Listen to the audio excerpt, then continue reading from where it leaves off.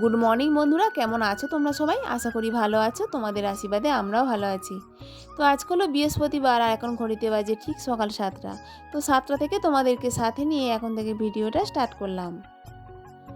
তো 6টার সময় ঘুম থেকে উঠেছি। আজকে না অনেকটাই তাড়াতাড়ি উঠেছি, কারণ আজকে বৃহস্পতিবার। একটু তাড়াতাড়ি যদি না ঘুম থেকে উঠি না, বাসি কাজকর্ম যেগুলো আছে সেগুলো সব কোনো কিছুই কমপ্লিট করতে পারবো না। তো তাড়াতাড়ি উঠে সমস্ত কাজকর্ম আমার কমপ্লিট হয়ে গেছে। আর এই দেখো স্নান টান করে চলেও এসেছি। আর তোমার দাদাভাই না আমার সঙ্গে স্নানও করে নিয়েছে। নিয়ে ঠাকুরের সমস্ত বাসনপত্র সব কিছু মেজে দিয়েছে। মেজে দিয়ে আবার বলছে আমি ঠাকুরের জলটা দিয়ে দেবো। আমি বললাম না, তোমাকে দিতে হবে না, কারণ তুমি দোকানে যাবে। তোমার যদি ঠাকুরের জলটা তুমি দাও, তোমার তাহলে তো অনেকটাই দোকানে দেরি হয়ে যাবে। আর আমার যেহেতু সমস্ত কাজকর্ম সারা হয়ে গেছে আর স্নানও হয়ে গেছে, তাহলে ঠাকুরের জলটা আমিই দিয়ে দেবো। ওদিকে ছেলে মেয়ে এখনও পর্যন্ত ঘুমাচ্ছে, ওঠেনি। আর তোমার দাদাভাই তো একটু চা করে দিলাম 1 কাপ মতো। আমি এখনও পর্যন্ত কিছুই খাইনি, ভাবলাম ঠাকুরের জল দিয়ে তারপর খাবো। আর একটু মুড়িও দিয়েছিলাম, তো খেয়ে দোকানে চলে গেল। তোমার দাদাভাই না আমাকে সমস্ত কাজে হেল্প করতে আসে সংসারে। আর আমিও যাই, কোনো কিছু কাজ করলে আমিও গিয়ে বলি তোমার কোনো সাহায্য লাগবে কি না। তো আসলে কী বলো তো বন্ধুরা, স্বামী স্ত্রী হলো না একে অপরের পরিপূরক। একে অপরের পাশে থাকবে, একে অপরকে সাহায্য করবে, তবেই না একটা সংসার সুন্দরভাবে গড়ে উঠবে, তাই না? তো এদিকে ঠাকুরের জলটা দিয়ে দিচ্ছি। আর খুবই আজকের না খুব মন শান্তি করে ঠাকুরের জল দিয়েছি। অন্যান্য দিন না যখন ঠাকুরের জল দিতে আসি না, একদম মনে যেন শান্তি পায় না। ঠাকুরের জল দেবো, কেউ না কেউ ডাকছে, দোকানে এসে কেউ না ডাকছে বা বাড়ির লোক কেউ বা ডাকছে। তো এই করে করে না ঠাকুরের জল আমি ঠিক মতো আর দিতে পারি না, মানে ঠাকুরকে না মন ভরে আমি যেন আর ডাকতেই পারি না। তো আজকে অনেকটাই মন ভরে ঠাকুরকে ডেকেছি আর ভালোভাবে মন শান্তি করে ঠাকুরের জলও দিয়েছি।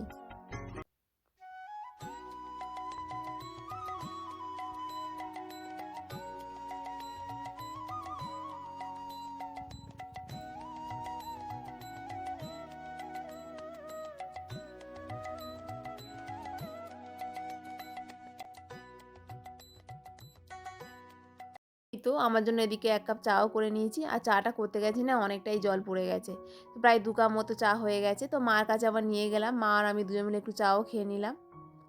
তো এদিকে সোয়া চলে এসেছি রান্নাঘরে। তো ঠাকুরের জল দিয়ে দিতে না অনেকটাই দেরি হয়ে গেছিলো। তো ভাবলাম আজকে অনেকটাই তাড়াতাড়ি উঠেছি, কাজকর্মগুলোও তাড়াতাড়ি হয়ে যাবে। কিন্তু সেই একই রকমই বেলা হয়ে গেল। প্রতিদিন যেমন বেলা হয় তেমনই বেলা হয়ে গেল।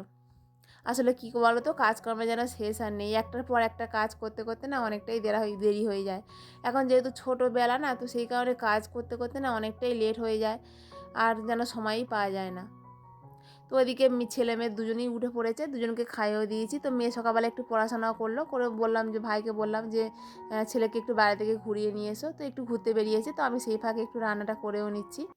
তো এই রান্না করতে করতে না কতবার যে গ্যাসটাকে লিভিয়ে যে দোকানে যেতে হয়েছে তোমাদেরকে কী বলবো, অনেকবারই যেতে হয়েছে। তো নিরামিষই রান্না করছি। তো ফুলকপি, আলু সব রকম একটু সবজি ছিল, তো একটু সব রকম সবজি দিয়ে রান্না করছি। আর ফুলকপিটা না একটু আগে ভাপিয়ে নিয়েছিলাম, কারণ ফুলকপি একটু ভাপিয়ে নিলে না গ্যাসটা আর হয় না। তো যখনই আমি ফুলকপি রান্না করি একটু ভাপিয়েই নিই। আর একটু সয়াবিনের তরকারি করব, তো দু রকমই তরকারি রান্না হবে আজকে। আর এই ঘরে বিছানাটা গুছাতে বাকি ছিল, তো ভাবলাম রান্না করতে করতে গুছিয়ে নেওয়া যাবে। আর সকালবেলা যেহেতু এবার ঘরটাকে মুছেছিলাম, তো একটু ধুলোও হয়ে গেছে, অনেকটা যেহেতু বেলা হয়ে গেছে, তো একটু ঘরটাকে ঝাঁটও দিয়ে দিলাম।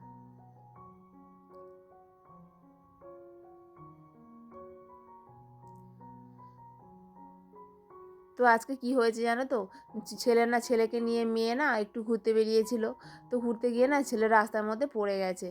তো মেয়েকে একটু আলু আনতে পাঠিয়েছিলাম। তো আলু শেষ হয়ে গেছিলো, তো আলুটা ব্যাগে করে হাতে করে নিয়ে আসছিলো আর এক হাতে ছেলেকে ধরেছিল। তো ব্যালেন্স না ঠিক মতো রাখতে পারেনি, আর রাস্তার মধ্যে ছেলে পড়ে গেছে, আর মাথাটা না অনেকটাই ফুলে গেছে ছেলের। তো ছেলে তো খুবই কান্নাকাটি করছিল। তো ওর দিদি একটু ওষুধ লাগিয়ে দিল, মানে ঠাংমা। তো দিতে মোটামুটি একটু কমিয়েছে। তো এদিকে রান্না করতে করতে না সবজিগুলো, ওই যে দেখতে পাচ্ছ সিঁড়ি পথ, তো ওখানে না আগে একটা সিঁড়ি ছিল, তো ওই সিঁড়িটাকে ভাঙা হয়েছে, তো এখন মই দিয়েই ওপরে ঘরে ওঠা হয়। তো ওখানে না সবজিগুলো রেখে দিলাম, ওখানে জায়গাটা অনেকটাই ফাঁকা রয়েছে। আর সমস্ত সবজি না ওই গ্যাসের নিচটাতে রাখা হয়। তো ভাবলাম রান্না করা হয়, গ্যাসের তো একটা আগুনের তাপ লাগে, তো সবজিটা তো খারাপ হয়ে যাবে, তো ওখানে রাখলে সবজিটা ভালোও থাকবে। আর মানিকের জামা কাপড়গুলো না সকাল সকাল, তো সকাল সকাল যেহেতু স্নান করে নিয়েছিলাম, তো কাচাই হয়নি।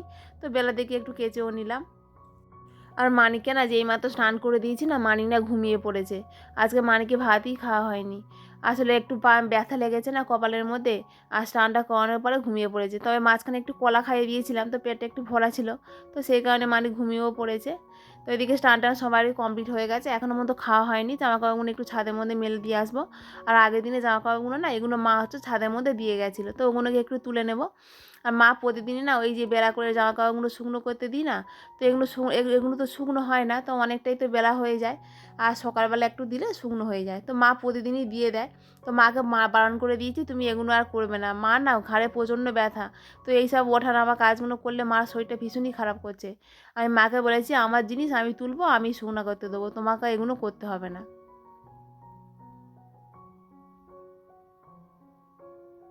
তো আজকে মানিকের না ভাতই খাওয়া হয়নি। আমরা সমস্ত ভাতই না খেয়ে নিয়েছি, আর বুঝতে পারিনি যেহেতু মানিক ঘুমিয়ে পড়েছে, আমি ভেবেছি মানিককে খাওয়ানো হয়ে গেছে, ঘুমিয়ে পড়েছে। আর তারপর দেখি সমস্ত ভাত খাওয়া হয়ে গেছে, মানিককে খাওয়াই হয়নি। তো আবার কি করবো, লাস্টে সেরেলাক্স করে মানিককে খাইয়ে দিয়েছিলাম। তো এদিকে ভাত টাত বেড়ে নেবো, এবার খাওয়া হবে।